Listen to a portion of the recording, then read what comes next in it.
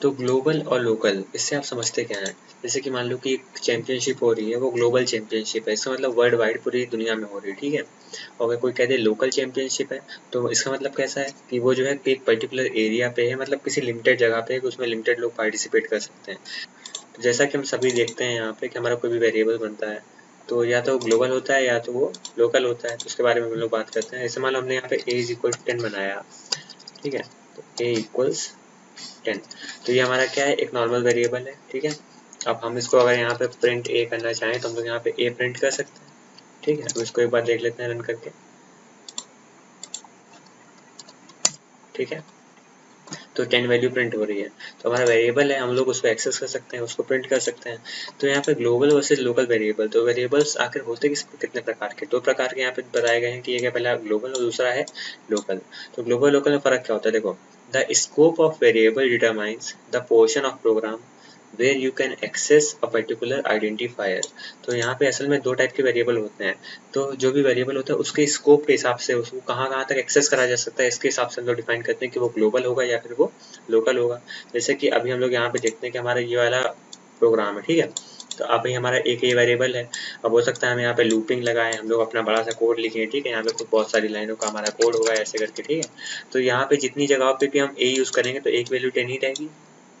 तो यहाँ पे a क्या है, ग्लोबल वेरिएबल है। अब जैसे कि मान लो हम यहाँ पे लिखते हैं एडिशन फंक्शन एक बनाते हैं हम लोग, तो हम लोगों ने लिखा है एडिशन, ठीक है। इसमें a कॉमा b 2 वेरिएबल हम लोगों ने पास करे, और यहाँ पे हम रिटर्न क्या कर रहे हैं, a प्लस b। तो एक चीज यहाँ पे देखने लायक है, जो ये a और b है, तो क्या ये a और b हम लोग प्रिंट कर सकते हैं? जैसे कि मान लो हम लोगों ने एडिशन को कॉल, हम लोगों ने प्रिंट करा यहाँ पे पहले एडिशन, एडिशन हम लोगों ने वैल्यू क्या पास करी, 10, या फिर यहाँ पे x कॉमा y पास करते हैं, ठीक है। और देखो हम लोगों ने x में वैल्यू स्टोर करी कितनी, 10, एंड y पे स्टोर करी वैल्यू 20। तो x और y क्या है हमारे प्रोग्राम के अंदर, ये हमारे ग्लोबल वैल्यूज है। इसमें हम लोगों ने क्या करा है, ये वैल्यूज को पास करा। इसको हम लोगों ने फंक्शन ने जब पास करा तो यहाँ a की वैल्यू हो गई 10 और y मतलब 20, तो b की वैल्यू हो गई 20, तो हमारा आंसर आ गया होगा 30। तो अगर हम इसको अभी देखें तो अभी तो आंसर 30 आ रहा है, मगर एक चीज यहाँ पे देखने लायक है। तो जब हम लोग इसको यहाँ पास करेंगे तो अगर हम चाहें तो हम a और b को क्या हम प्रिंट कर सकते हैं? तो हम यहाँ पे एक बार लिख के देख लें, प्रिंट a कॉमा बी। तो अभी ये दे देगा यहाँ पे एरर, क्योंकि इसको ए और बी तो मिलेगा ही नहीं। तो ये क्या है, name A is not defined.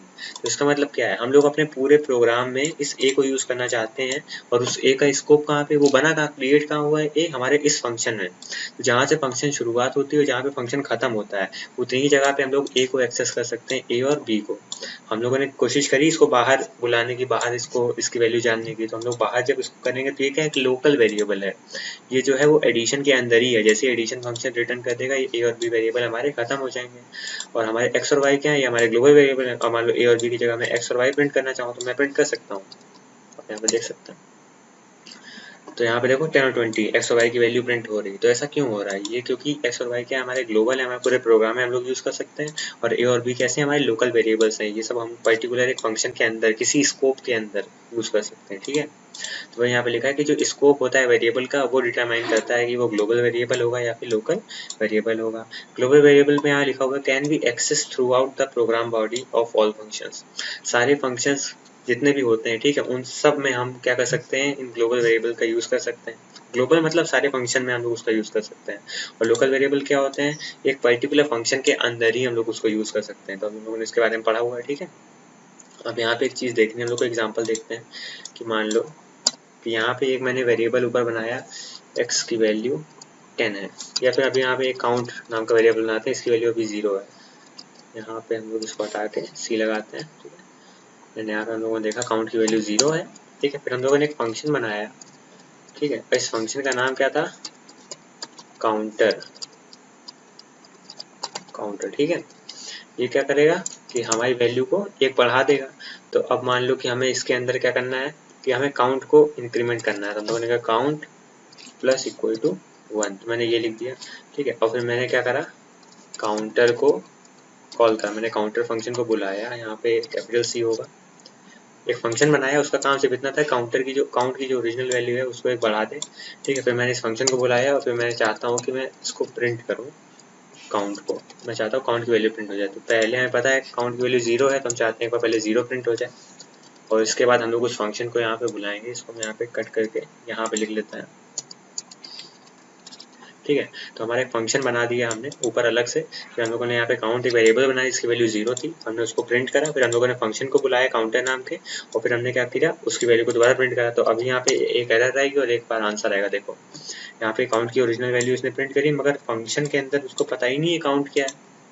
आपने जब फंक्शन को कॉल करा तो वहाँ पे देखो अंदर काउंट यूज करा, मगर उसको पता ही नहीं है काउंट है क्या। क्यों नहीं पता है? क्योंकि ये क्या है, एक लोकल जगह है, ठीक है। हमारा काउंट जो है वो ग्लोबल वेरिएबल है, ये पूरे प्रोग्राम में एक्सेस हो सकता है, मगर कैसे? हम एक पर्टिकुलर फंक्शन के पास है ना, तो फंक्शन में हमें बताना पड़ेगा कि ये ग्लोबल एक काउंट नाम का वेरिएबल चल रहा है हमारे प्रोग्राम में, आप उसे यूज करेंगे। तो अगर मैं यहाँ पे ग्लोबल काउंट लिख देता हूँ तो मेरा प्रोग्राम रन हो जाएगा। आप देखो तो हमारा 0, फिर काउंट की वैल्यू 1 हो गई। तो हुआ क्या कि काउंट वैल्यू 0 थी तो 0 प्रिंट हो गया। फिर हमने काउंटर फंक्शन को बुलाया, वो यहाँ पे आया, यहाँ अंदर क्या लिखा है ग्लोबल काउंट। ग्लोबल काउंट मतलब अब इसको मैंने बता दिया है कि काउंट नाम का वेरिएबल है जो कि इस फंक्शन के बाहर भी यूज हो रहा है, तो समझ गया कि हाँ यही वेरिएबल होगा जिसकी वैल्यू 0 है। फिर उसने क्या करा, उसी वेरिएबल की वैल्यू 1 बढ़ा दी। अभी हमने अगर ये लाइन यहाँ पे ना लिखी होती तो यहाँ पे क्या हो जाता है, ये काउंट जो है एक लोकल वेरिएबल था जिसको पता ही नहीं था काउंट क्या है, ठीक है। और यहाँ पे हम लोगों ने ग्लोबल लिख दिया, इसका मतलब काउंट की जो ओरिजिनल वैल्यू है उसके हिसाब से यहाँ पे चेंजेस होंगे। तो ये तो था हमारा ग्लोबल वर्सेस लोकल वेरिएबल, ठीक है। आप इस एग्जांपल को गौर से देखें तो यहाँ पे वही चीज़ है कि हमने सम फंक्शन बनाया है, इसमें 2 वैल्यू पास करी है, आर्ग्यूमेंट 1 और arg2 करके, ठीक है। टोटल वैल्यू निकाली और फिर हमने उसको प्रिंट कराया। तो आप इस एग्जाम्पल को देख के समझ सकते हैं कि ग्लोबल और लोकल वेरिएबल में क्या फ़र्क होता है। तो यहाँ पे एक और यहाँ पे वही सेम फंक्शन है, बस में एक दूसरी तरीके से इस पे दिखाया गया है, इसका अलग आउटपुट आएगा, ठीक है। बस यहाँ पे एक चीज़ दिखाने वाली है कि एक टोटल नाम का वेरिएबल इन्होंने बनाया हुआ है, ठीक है, और कुछ नहीं है। अब इस टोटल नाम के वेरिएबल को जब हम इस फंक्शन के अंदर यूज़ करेंगे तो इस फंक्शन के अंदर हमें यही ओरिजिनल वाला जो पूरे प्रोग्राम में टोटल चल रहा होगा उसको यूज़ करना है। तो हमें यहाँ पे लिखना पड़ेगा ग्लोबल टोटल, तभी जाके हम इस ओरिजिनल वैल्यू को इस फंक्शन के अंदर यूज़ कर सकेंगे, वरना इस फंक्शन के अंदर यूज़ नहीं कर सकते हैं, ठीक है। अब जैसे इसका मैं एक और बार आपको समझाऊँ यहाँ पे, तो यहाँ पे मैं अभी मान लो कि इसको हटा देता हूँ, ठीक है, एंड यहाँ पे मैंने यहाँ लिखा कि काउंट इज इक्वल टू 10। तो अभी क्या था कि मैंने जो है एक नॉर्मल ग्लोबल वेरिएबल बनाया काउंट नाम का, ठीक है। तो मैंने उसको प्रिंट करा तो आंसर 0 आएगा। मैंने काउंटर फंक्शन को बुलाया, काउंटर फंक्शन के अंदर मैंने एक दूसरा वेरिएबल बनाया है। तो ये जो हमारा ग्लोबल वाला काउंट है ये अलग है इस वाले काउंट से। ये वाला काउंट क्या है, ये हमारे पूरे प्रोग्राम में चलेगा, फंक्शंस के अंदर अभी नहीं चलेगा, ठीक है। और ये वाला काउंट जो है ये सिर्फ इस फंक्शन के अंदर है, मतलब इन 3 लाइन तक हम इसको यूज कर सकते हैं, इसके अलावा नहीं यूज कर सकते हैं, ठीक है। तो अगर हम अब यहाँ पे लिखें हम प्रिंट काउंट, ठीक है, तो अब देखते हैं वैल्यू क्या आती है, ठीक है। यहाँ पे देखो तो ओरिजिनल वैल्यू 0 है, ठीक है। हम लोग फंक्शन के अंदर गए तो जैसे ही फंक्शन यहाँ हमारा कॉल हुआ, ठीक है, तो यहाँ पे काउंट नाम का एक वेरिएबल बन गया जो कि फंक्शन के अंदर है, ये एक लोकल वेरिएबल है, नाम देखो सेम है, मगर यहाँ पे ये क्या है, ये पूरे प्रोग्राम में यूज हो रहा है और इसको हम सिर्फ इन 3 लाइन तक यूज कर सकते हैं, इसके बाद इसको भूल जाएंगे। तो इसकी वैल्यू 10 है, ये वैल्यू बढ़ गई तो हो गया 11 और फिर हमने 11 प्रिंट कर दिया। तो देखो तभी हमारा आंसर क्या आ रहा है, यहाँ पे 11 आ रहा है। और फिर इसके बाद हम लोगों ने क्या किया, ओरिजिनल वैल्यू दोबारा प्रिंट करी है, हमारे नॉर्मल जो ग्लोबल वाला है हमारा काउंट था, हमने इसकी वैल्यू प्रिंट करी तो इसकी वैल्यू दोबारा क्या आई, 0 है। तभी हमारा आंसर क्या आ रहा है, 0, 11 एंड 0। तो इस तरह से हमारा ग्लोबल और लोकल वेरिएबल का काम होता है, ठीक है। तो यहाँ पे अगर मुझे काउंट ओरिजिनल वाला यूज करना है जो पूरे प्रोग्राम में चला है, तो मैं क्या लिखूंगा, ग्लोबल नाम का, इसको बता दूंगा कि ग्लोबल नाम का वेरिएबल है हमारा काउंट, उसको यूज करना, उसकी जो ओरिजिनल वैल्यू है उसे यूज करना, ठीक है। और फिर उसको एक बढ़ा देना और फिर प्रिंट कर देना काउंट। तो अगर इसको रन करेंगे तो आंसर क्या आएगा, 0 एंड 1। ओरिजिनल वैल्यू 0 थी, फिर हमने फंक्शन के अंदर यहाँ पे जो काउंट वेरिएबल बनाया है मैंने इसको बता दिया कि ये क्या है, ग्लोबल वाला है काउंट, मतलब जो हमारे पूरे प्रोग्राम में यूज हो रहा है हमारा वो वाला वेरिएबल है, उसकी वैल्यू है 0, तो उसको एक बढ़ा दो तो हो गई 1 और फिर प्रिंट हुआ 1। तो यहाँ पे ये फायदा होता है ग्लोबल और लोकल का। अब एक चीज यहाँ पे देखने वाली और है कि मान लो कि इसको हटाते हैं, ठीक है, जैसे कि एक हमने यहाँ पे फंक्शन बनाया डेफ फन नाम का, ठीक है। ये क्या करता है, हमसे एक लिस्ट इनपुट लेता है, मान लो एल नाम की लिस्ट है, ठीक है, और ये क्या करेगा, लिस्ट में अपेंड कर देगा एक स्ट्रिंग जिसका नाम होगा लास्ट, ठीक है, ये सबसे आखिर में जाके जुड़ जाएगी लिस्ट में, ठीक है। और ये क्या करेगी, रिटर्न कर देगा एल, या फिर हम चाहें तो यहाँ प्रिंट भी कर सकते हैं एल, ठीक है। हमने प्रिंट कर दिया अपनी लिस्ट को, एक अपेंड करके हम लिस्ट को प्रिंट कर देंगे, ठीक है। तो जब भी हम इस फंक्शन को बुलाएंगे तो हम क्या लिखेंगे, फन, और एक लिस्ट पास कर देंगे अंदर। लिस्ट कैसी हो सकती है, इसको बाहर भी यहाँ पे दिखाया जा सकता है कि हमारी लिस्ट है, ठीक है, 1, 2, 3, 4, 5, ठीक है। अब हमने इसके अंदर क्या पास कर दिया है, हमने लिस्ट पास कर दी।